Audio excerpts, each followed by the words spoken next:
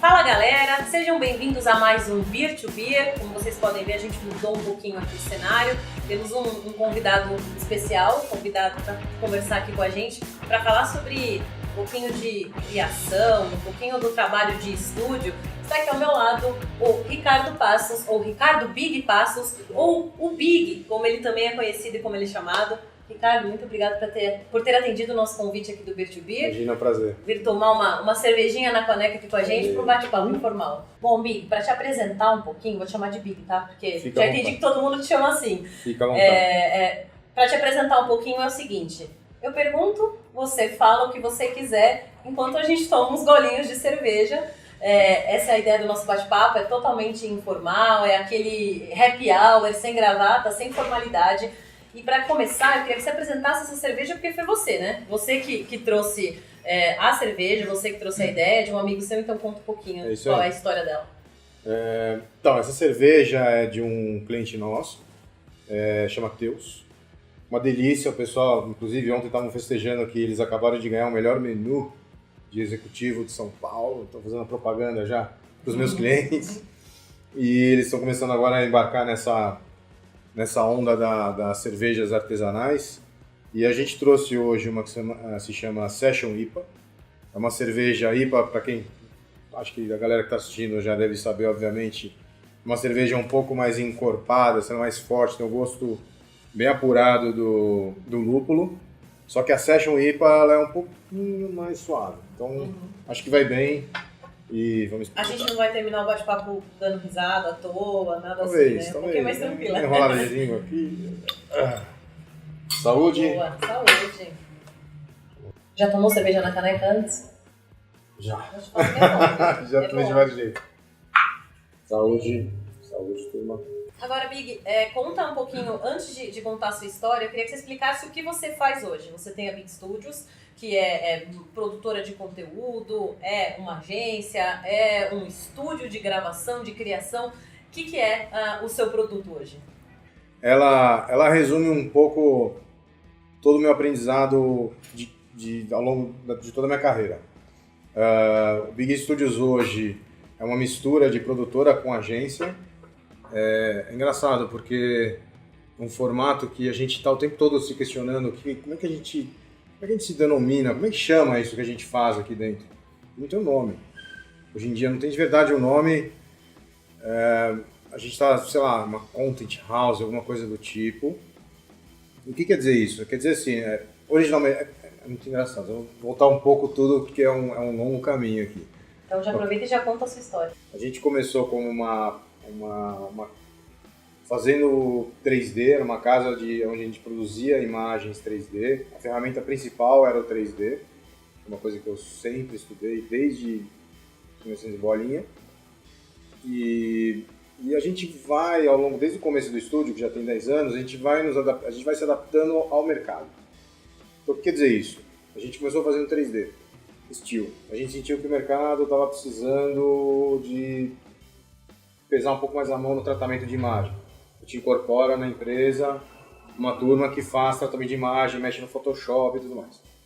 Depois a gente sente a necessidade de ter um núcleo de artes, assim, de pessoas que fazem ilustração 2D, animação 2D. A gente incorpora isso na equipe. Na sequência, a gente sente a necessidade de começar a trabalhar com animação, que a gente previu que o mercado estava indo por essa coisa de várias plataformas, tudo se mexe, as imagens still que a gente fazia lá atrás começam a ficar um pouco velho. Vamos fazer animação? Vamos. A gente começa a fazer animação. Próximo passo. Vamos fazer uma produtora? Vamos começar a abrir câmera? Vamos abrir câmera. A gente incorpora isso na equipe.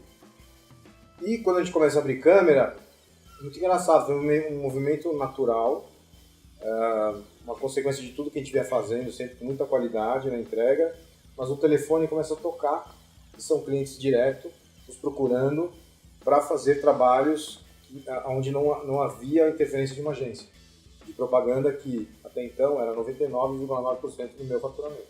Dentro dessa realidade, a gente enxergou isso como mais um movimento de mercado, como mais uma oportunidade para a gente crescer.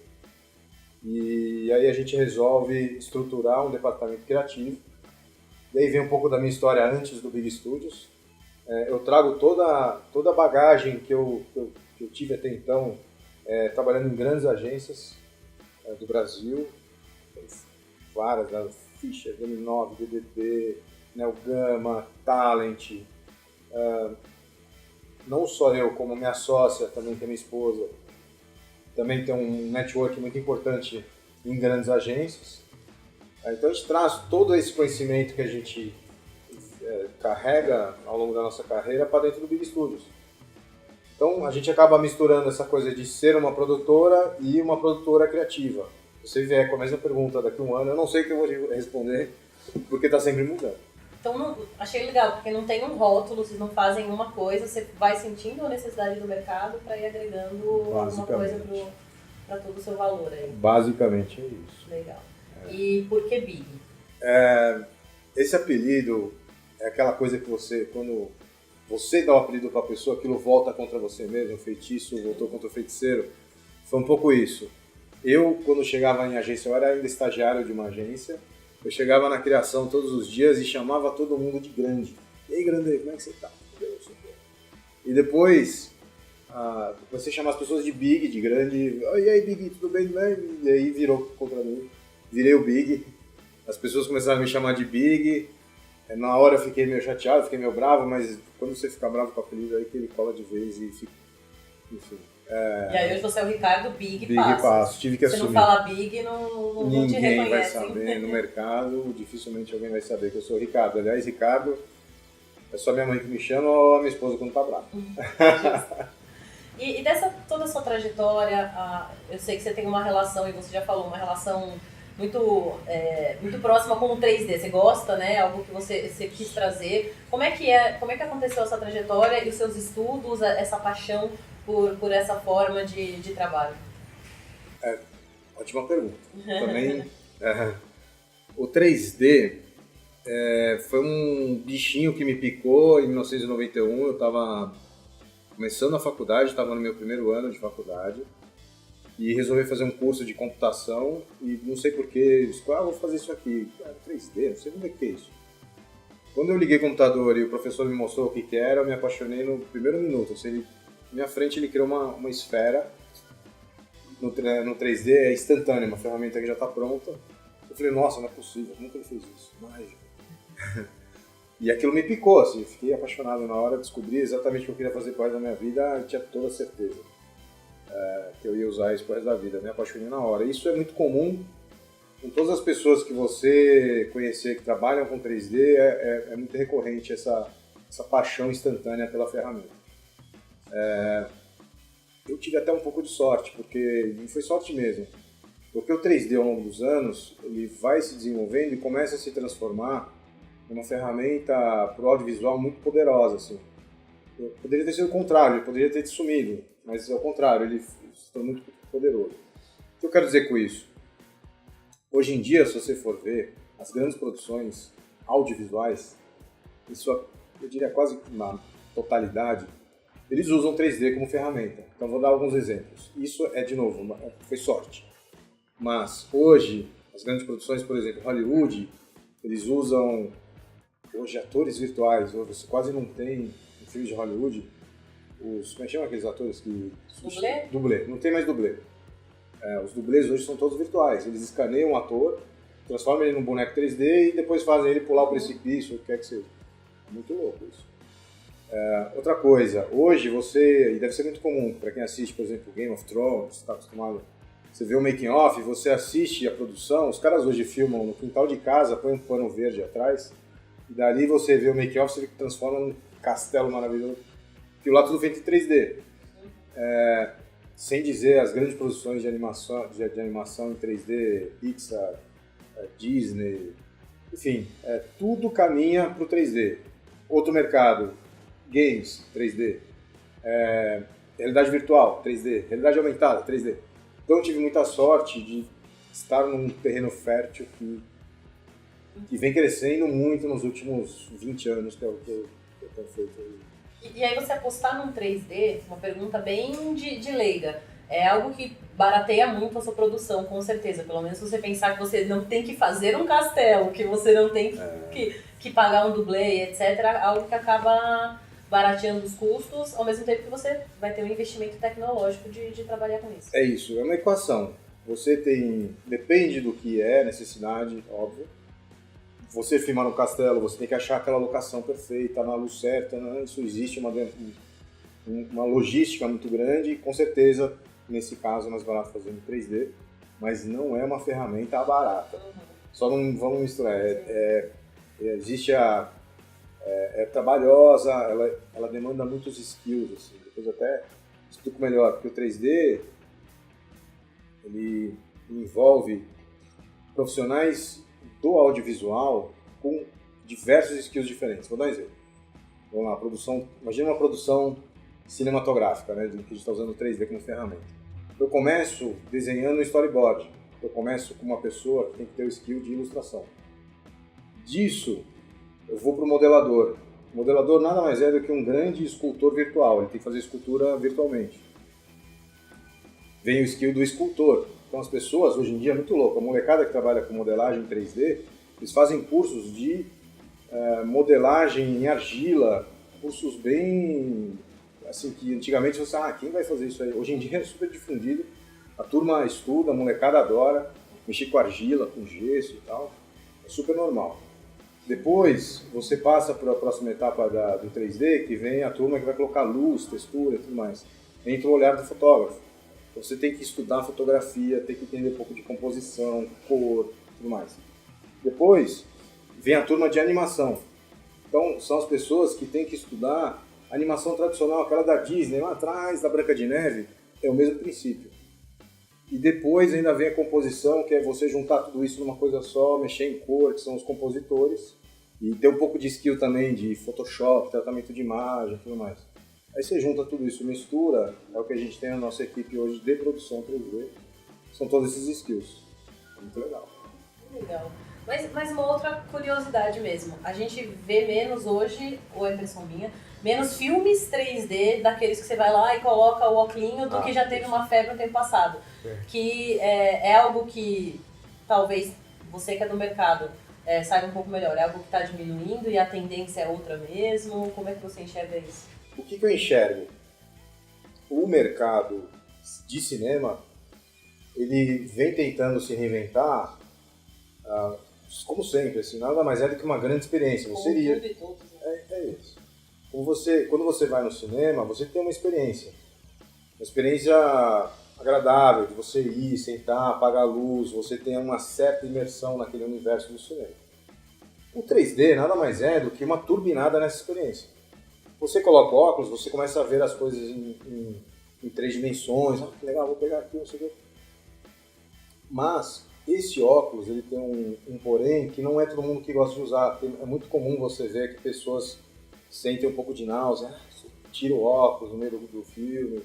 Não é uma experiência 100% bacana.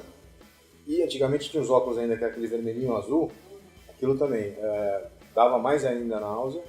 Eles inventaram esse novo óculos que tem hoje em dia, que é aquele pretinho, e tira um pouco essa sensação, mas é tudo para trazer uma experiência mais bacana para quem está no cinema. Mas o mercado audiovisual, como sempre a gente acabou de falar, vem mexendo, vem mudando. E para onde está apontando? Para casa. Nós estamos ficando mais em casa. A gente está consumindo filmes e séries em casa via Netflix. O cinema vem perdendo muito espaço. E está claro para o cinema que o problema é um pouco a experiência que já está gasta. Todo mundo sabe como é no cinema, não tem muita novidade nisso. Versus custo. É caro ir no cinema hoje em dia. Mesmo para ir num 3D, você fala 3D, não sei se é tão legal assim, não é todo mundo que gosta, não é uma unanimidade. Então, o 3D, que você está falando do óculos, tem até um nome que chama estereoscopia. É um pouco diferente do que a gente faz, mas faz também, a gente sabe fazer isso. Estereoscopia. Mas eu vejo hoje em dia o mercado apontando para uma outra coisa que a gente já falou aqui atrás, que chama realidade virtual. A realidade virtual é essa experiência 3D turbinada, onde você tem uma imersão muito maior e também cheia de problemas. Problemas que o equipamento ainda é caro, problemas de você ter uma experiência sozinho, você usa aquele óculos e você se isola do mundo, ninguém gosta muito disso. Problemas ainda um pouco de náusea, a galera sente um pouco de náusea. E focando então um pouquinho mais na sua história, na sua trajetória. Você conheceu o 3D lá atrás, se apaixonou, e como foi o querer empreender, o fazer a sua empresa, e até você chegar aqui, que a Big Studios tem 10 anos, né? Desde 2008. Então como foi a sua trajetória de querer criar alguma coisa sua própria, seu próprio estúdio? Eu, quando comecei no mercado de comunicação, propaganda, publicidade, naturalmente eu sempre tentei empreender, até instintivamente. Não foi uma coisa que eu queria ser empreendedor, não, foi acontecendo. Então lá atrás, quando eu estava na faculdade ainda, conheci éramos 4 amigos da mesma classe, resolvemos, eu desenhava bem, tinha outro cara que desenhava também bem, como se juntavam a montar uma empresa. Não podia fazer, vamos fazer uma agência. A gente nem sabia o que era isso direito. A gente funda a nossa primeira agência em 94, eu com esses 3 amigos, e por incrível que pareça, essa agência existe hoje ainda, já tem mais de 20 anos, com mais de 200 funcionários, eu que resolvi sair na hora errada. Vendi minha participação lá atrás por R$10 mil, mas a empresa está aí, super sucesso, os meus amigos continuam, meus ex-sócios continuam amigos, mas foi uma experiência fantástica. Depois dessa agência, como eu comecei muito cedo a empreender, eu senti falta de ter uma carga, de trabalhar numa grande empresa. Como é trabalhar numa grande empresa? Ter um aprendizado mais sério, mais profissional, eu sentia muito essa necessidade, até por conta, de novo vou falar dessa grande pessoa, que é minha esposa. A gente namorava lá atrás, e ela mesma falou assim, pô, você, com tanto talento, você faz falta numa agência grande, assim. Pude aprender muita coisa lá. Escutei o que ela falou e fui buscar essa experiência. Eu tive a sorte de trabalhar com grandes profissionais, consegui entrar, entrei inclusive tarde, eu tinha 28 anos, fui virar estagiário, com 28 anos. Mas deu super certo, varei muitas noites, ralei pra caramba, mas consegui o que eu queria, que era ter a grande experiência de trabalhar em grandes empresas. Passei por várias agências. E até ver a estrutura, né? Como funcionava, acho que é uma inspiração para você pensar no depois. Uma das coisas que me inspirou demais em propaganda sempre foi um dos poucos setores brasileiros com enorme destaque internacional. De verdade, a qualidade de propaganda que a gente produzia há 20 anos atrás, 10 anos atrás, era de qualidade internacional. Todo mundo reconhecia o Brasil como uma potência criativa. Isso me chamou muita atenção. Falou, nossa, que legal, quero estar nesse meio, dessa turma que faz uma coisa tão boa. E aprender com eles, óbvio. Sempre quis fazer cinema, mas o cinema naquela época era um pouco marginalizado até, assim. A turma não era, o cinema brasileiro nunca foi um mercado muito atraente em termos financeiros. Então fui para propaganda porque eu me via, de verdade, tinha mais caminho para ganhar dinheiro. Era mais fácil, já estava tudo ali. Então daí resolvo entrar em agências. Mas o meu sonho e a minha vontade de continuar fazendo 3D nunca morreu. Então entrei em agência, mas eu sempre com aquela coceirinha lá atrás, 3D, como é que vai ser? Na primeira oportunidade que pintou, resolvi abrir a empresa de 3D por vários motivos. Detectei que o mercado era carente desse tipo de empresa no momento lá atrás, no Brasil, com a qualidade que eu queria imprimir. E daí foi daí em diante. Então, o seu primeiro grande empreendimento com 3D foi aqui, na Big Studios. Com 3D, sim. E apesar de ser algo tão dinâmico, que você já falou logo lá no comecinho, que cada hora se agrega uma coisa diferente, vocês olham para um outro nicho diferente, até porque é um mercado que se movimenta bastante. Você consegue projetar o que você espera para sua empresa daqui para frente, o que você sonha para Big Studios? Ou é difícil dizer porque ano que vem já pode ser alguma coisa muito não, diferente? As coisas mudam com muita rapidez. Sim, a gente tem vários planos. Tudo para mim indica para um ponto onde as pessoas estão consumindo e produzindo conteúdo. Um grande exemplo é isso aqui que nós estamos fazendo. Antigamente, só um parênteses, que eu acho super interessante, né? A criatividade era restrita a poucas pessoas. pessoas tinham esse rótulo. Esse cara é criativo, esse não é. Você trabalha em agência, você é mais criativo que ele. Atendimento não pode ser criativo. É uma grande bobagem. Todo mundo é criativo, desde o começo. As pessoas têm que saber que nós nascemos criativos. Quem trabalha com criança pequena sabe que criança já começa rabiscando desde criança, antes de saber escrever. Fecha parênteses, então. Para onde aponta tudo que eu enxergo? Aponta para conteúdo. O que quer dizer conteúdo? Tudo que a gente produz no audiovisual hoje em dia é conteúdo. Propaganda é conteúdo. Um banner de internet é conteúdo. O Netflix é conteúdo, óbvio. O cinema é conteúdo. Então, a nossa vontade nos próximos anos é nós nos transformarmos em uma grande empresa de produção de conteúdo. Isso pode ser publicidade, pode ser um longa-metragem. Inclusive, nós já temos projetos de longa-metragem rodando na casa.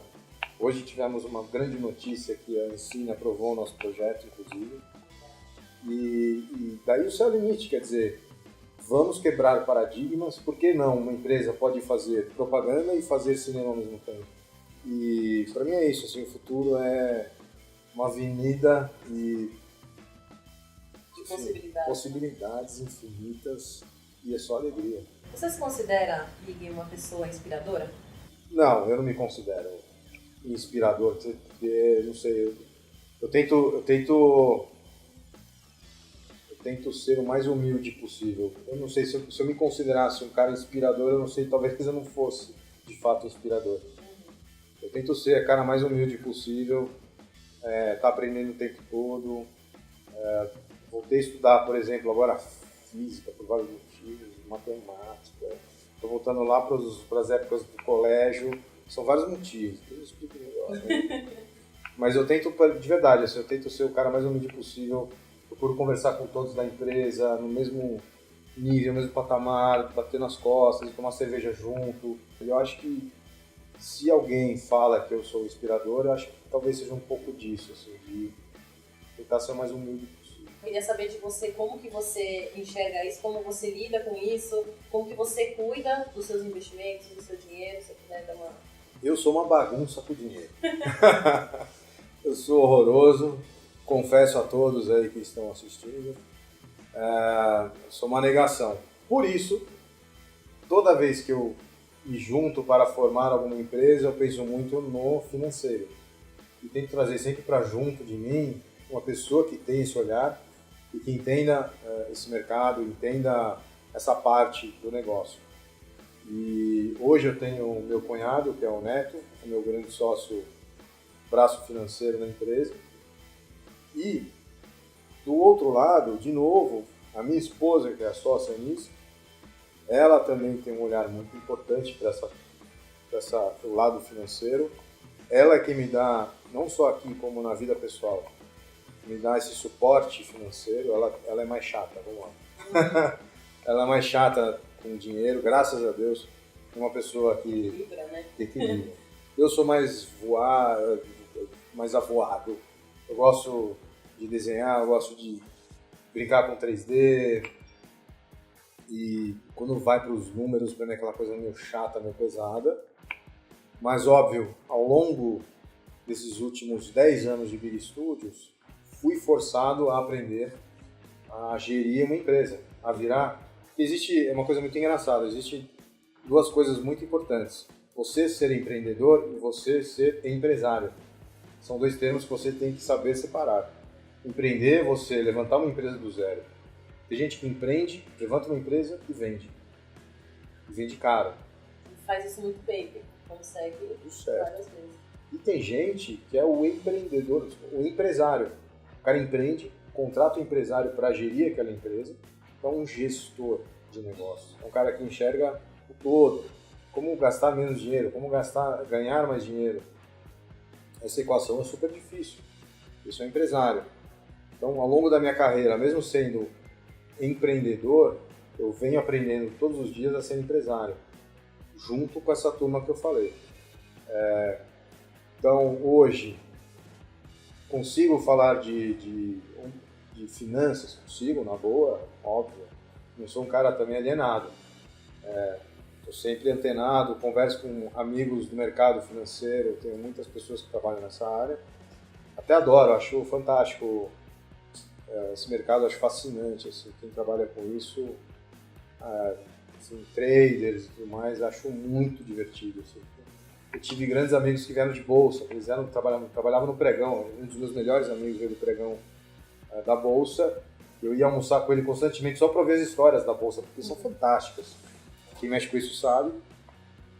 E às vezes eu ia com ele e ficava naquele aquário, não sei se você chegou a ver já. Tem um aquário na bolsa, você ficava vendo a molecada, aquele compra, vende, não sei o que, era muito legal de ver. Adorava. E é isso, assim, então, ao longo de toda a minha carreira, venho aprendendo, venho tentando ler o máximo possível nesse lado financeiro e de finanças para sobreviver. Acho importantíssimo. Bom, agora chegou a hora do nosso Caneca de Ouro, Big, perguntas e respostas. Não se incomode se você não acertar muito, porque são algumas perguntas meio sem pé nem cabeça, mas é pergunta e com alternativa, A, B, C, D. E aí se não souber, é só chutar. Tem alternativa? Tem alternativa, deixa um pouquinho melhor mais fácil, ainda. Né? Melhor assim. E aí a gente começa com uma pergunta sobre cerveja, que é pra gente, né, entrar no clima. E eu vou te perguntar então, qual a porcentagem de água, em média, que vai numa cerveja? Quanto da cerveja é água? Alternativa A, 50%, B, 90%, C, 80%, D, 65%. Qual a primeira? 50, 90, 80, 65. Vou chutar 50, não sei. Não. 90. Ou seja, no fundo, não tem tanto álcool assim, entendeu? Mas a maior parte é água. Segunda pergunta. Vamos lá. Qual o ano em que a Pixar foi fundada? 72, 81, 86 ou 90? 72. Não. 86. Avatar foi um dos sucessos de filme 3D no mundo. Quando ele foi lançado nos cinemas? No final de 2009, meados de 2010, fim de 2010 ou começo de 2009? Dessa memória. Avatar. Que foi inclusive um dos maiores sucessos do cinema, né? Até hoje, foi um dos maiores bilheterias. Ah, meu Deus, também não sei. Fim de Vou 2009. ficar no 0x0, meu. Calma. Fim de 2009, meados de 2010, fim de 2010 ou começo de 2009? Fim de 2010. Chute. Fim de 2009. Ah, meu Deus. Errou por um ano. Não é possível. Quais dos países a seguir não regularizaram o Bitcoin? Um dos países que eu vou falar que a seguir não regularizaram a criptomoeda Bitcoin. Alemanha, Estônia, Japão, Rússia. Rússia. Muito bem, acertou, tá vendo? Justamente na que não é a sua praça, né? E para fechar a quinta pergunta, existe um país que faz mais filmes por ano do que os Estados Unidos e é líder, inclusive, do mercado? Índia. Errei. A Índia é a segunda. China, Índia, Nigéria e Reino Unido. A resposta é a Nigéria. Nigéria? A Nigéria Não é é líder possível. em produção. Ninguém assiste filmes da Nigéria, Mas, no ó, geral, mas só parênteses. Da Índia eu sei que eles produzem um filme, eu já li, isso já faz um certo tempo, eles produzem um filme por dia.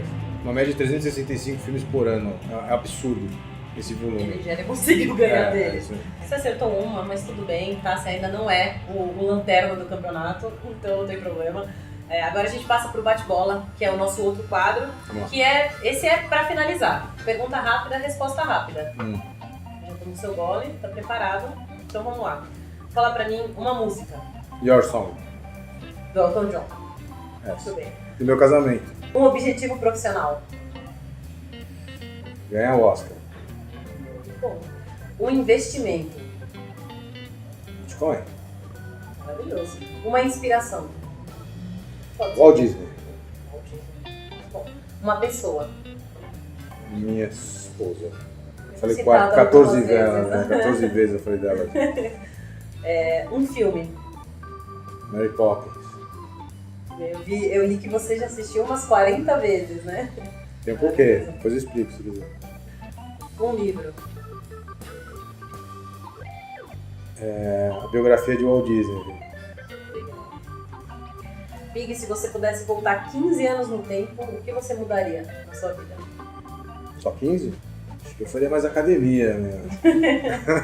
É importante, saúde também. Uma cerveja. Heineken. Cerveja ou vinho? Cerveja. Uma ideia ainda não executada. Produzir um longa-metragem. Muito obrigada, então, Big. Então é o seguinte, eu vou encerrar o nosso bate-papo e a gente continua conversando informalmente. Você vai me contar a história da Mary Poppins, que eu fiquei curiosa. Enquanto a gente vai terminando essa cerveja e faz o encerramento. Muito obrigada pela companhia, por acompanharem o Beer2Beer. Lembre-se de se inscrever no nosso canal aqui no YouTube, de acompanhar o Wine Times nas redes sociais e até a próxima. Saúde.